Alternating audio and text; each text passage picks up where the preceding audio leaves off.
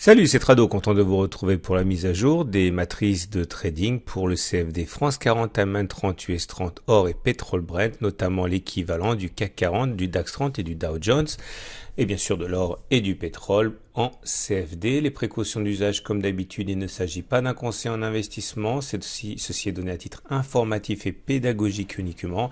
Vous devez avoir votre propre système de signal et de signaux haussiers ou baissiers, vendeurs ou acheteurs, pour tirer parti de cela. Et il est souhaitable que vous rapprochiez d'un professionnel pour savoir si l'utilisation des CFD à risque limité correspond à votre profil d'investisseur. On commence donc avec la matrice pour le France 40 et voilà ce que l'on a sur le France 40. On va commencer sur les données journalières pour descendre jusqu'aux données 4 heures pour ceux qui veulent faire de l'intraday. Donc nous sommes ici en données journalières comme je l'ai dit. On voit tout de suite que nous avons une zone de support importante ici. C'est la zone comprise entre 5985 et 6000. Ça, c'est notre zone de support. Vous voyez, c'était une zone qui a fait résistance. Et donc, une fois qu'elle a été cassée, elle a changé de polarité. Théoriquement, elle devient support. Et au-dessus de nous, nous avons ici une zone de résistance. Une résistance qui remonte à 2000, plus de 10 ans, hein, 2007. Hein, on ne la voit pas sur le graphe. Mais c'est la zone qui nous a servi de repère il y a déjà plus de 10 ans. Il faut donc s'attendre à ce qu'il y ait des difficultés sur cette zone comprise, je le répète, entre 6100 et 6143. On va donc maintenant descendre d'une unité de temps. Et voilà ce que l'on a sur l'unité de temps 4 heures. Donc chaque bougie correspond à 4 heures de cotation. Comme vous pouvez le voir, nous sommes dans une situation où la tendance, eh bien, elle est haussière. Elle est haussière et cela se voit au fait que nous avons une moyenne mobile à 20 périodes qui monte, également une moyenne mobile à 50 périodes qui monte. Donc la tendance elle est haussière puisque nous sommes au-dessus de ces deux moyennes mobiles. On retrouve par transparence les zones qu'on a mentionnées précédemment, c'est-à-dire, je le répète une dernière fois, la zone de résistance 6094, 6142 et la zone de support comprise entre 5986 et 6000 à peu près. Il faut s'attendre à ce que beaucoup de traders attendent qu'un signal baissier se manifeste sur cette zone pour initier un trade baissier, comme il faut s'attendre à ce qu'ils attendent un signal haussier dans cette zone pour éventuellement saisir un signal d'achat. Alors, il peut s'agir de n'importe quoi, hein. Il peut s'agir par exemple d'un avalement baissier, d'une couverture en nuage noir ou d'un signal technique. Et là, vous pouvez éventuellement rechercher des haramis haussiers, des avalements haussiers, qu'importe. Mais en tout cas, il faut savoir que c'est sur cette zone que la plupart des traders chercheront des signaux haussiers. Pour information uniquement, le consensus client CMC Market concernant le France 40 est plutôt vendeur à 67%. On enchaîne avec le graphe de l'Allemagne 30 et nous avons là aussi une situation qui est plutôt favorable à la tendance puisque nous sommes en données journalières dans une situation où nous avons, comme vous pouvez le voir, une résistance ici. Cette résistance est comprise entre 13 458 et 13 344. Toute cette zone a bloqué l'avancée des cours en fait. C'est une résistance en données journalières. Et on a un support ici compris entre 13 138 et 13 230 à peu près. Cette zone est une zone de support. On voit bien que c'est sur cette zone finalement que l'on a rebondi lors des trois attaques baissières. Donc on descend d'unité de temps. C'est la zone sur laquelle les traders de court terme normalement devraient intervenir. Et voilà ce que nous avons. On retrouve par transparence les zones qu'on a mentionnées. Donc il faut s'attendre à ce que les traders cherchent des signaux baissiers entre 13 346 et 13 456. Là par exemple il y en avait un, c'est un trend side down, c'est un signal baissier assez connu. Vous voyez derrière, ce signal a bien fonctionné cette fois-là. Nous avons ici un harami baissier, corps rouge, corps vert. Le corps rouge avalé par le corps vert, c'est un signal qui est baissier également. Et éventuellement, ceux qui cherchent des signaux d'achat doivent savoir que sur cette zone comprise entre 13 140 et 13 230, les traders chercheront des signaux haussiers. Alors là, vous avez un 3 inside up, par exemple, bougie rouge, bougie verte, qui aurait pu éventuellement être mis à profit. La tendance sur cette unité de temps est l'unité de temps est neutre, hein, puisque vous avez la moyenne mobile à 50 périodes qui descend, la moyenne mobile à 20 périodes qui se love autour d'elle, qui est haussière. Bon bref, c'est pas clairement ascendant, c'est pas clairement descendant, c'est donc en tendance neutre.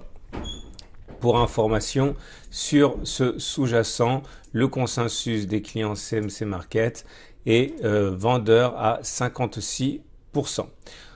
On passe maintenant à l'US 30, l'équivalent CFD du Dow Jones.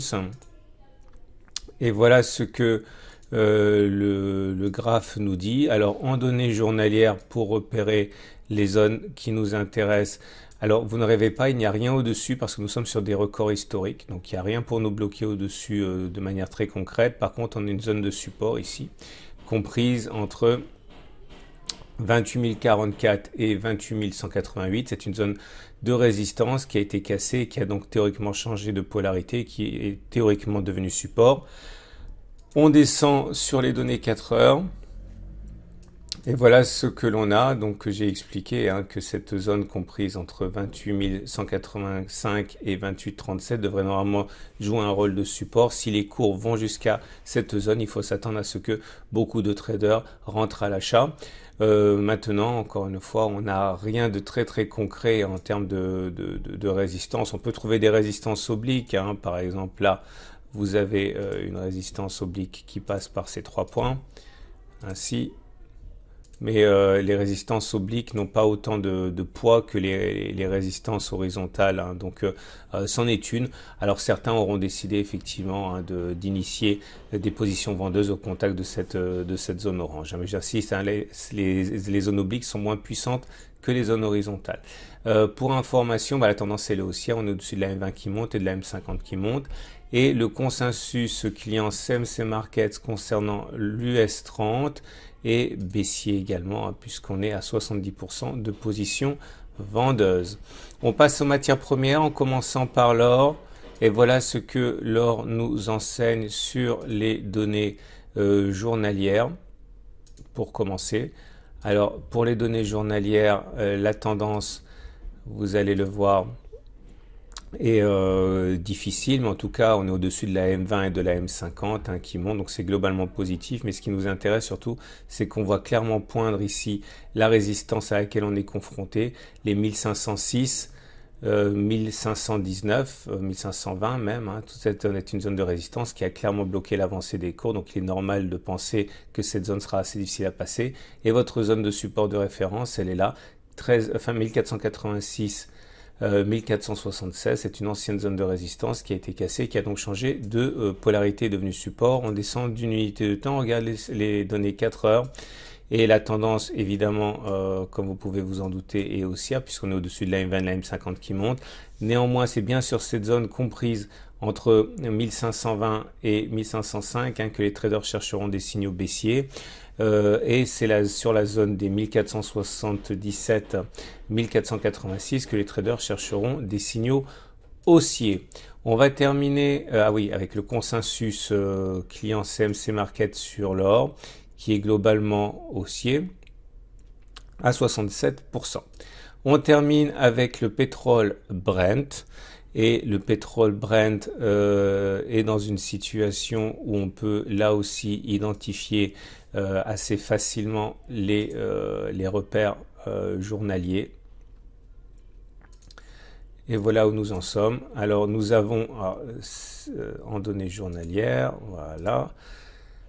On a une zone ici de résistance comprise entre 70 $ et 72 $. C'est la zone qui nous a bloqué la dernière fois. Et une zone de support comprise entre 64,7 et 65,3 $. Évidemment, c'était une zone de résistance. Et cette zone de résistance a été cassée, a donc changé de polarité. C'est pour ça qu'elle devient support. Ce qui nous ramène en données 4 heures à la chose suivante. Il faut s'attendre à ce que les traders baissiers cherchent des signaux justement de vente sur toute cette zone 72, 68, 69,9. Ils chercheront des signaux haussiers sur la zone 65,36, 64,8 dans une tendance qui est haussière puisqu'on est au-dessus de la M20 et au-dessus de la moyenne mobile à 50 semaines qui monte. Le consensus client sur le pétrole Brent s'établit pour l'instant à, je vais vous le dire, 63% à l'achat, 37% à la vente. Voilà, si vous avez aimé l'utilisation de cette plateforme, je vous rappelle que vous pouvez la télécharger gratuitement. Vous aurez ainsi accès aux nouvelles en temps réel, également à toutes mes vidéos qui sont là, le calendrier économique. Bon, c'est une très belle plateforme primée qui pourrait vous séduire. Vous pouvez la télécharger gratuitement en cliquant sur la bannière. Voilà ce qu'on pouvait dire pour ces 5 grands marchés. Je vous souhaite une excellente semaine. Je vous donne rendez-vous la semaine prochaine pour la mise à jour. Et bien sûr, si vous voulez découvrir la plateforme primée de CMC Market, celle avec laquelle je travaille actuellement, eh bien, je vous invite à cliquer sur le lien de la bannière juste en dessous.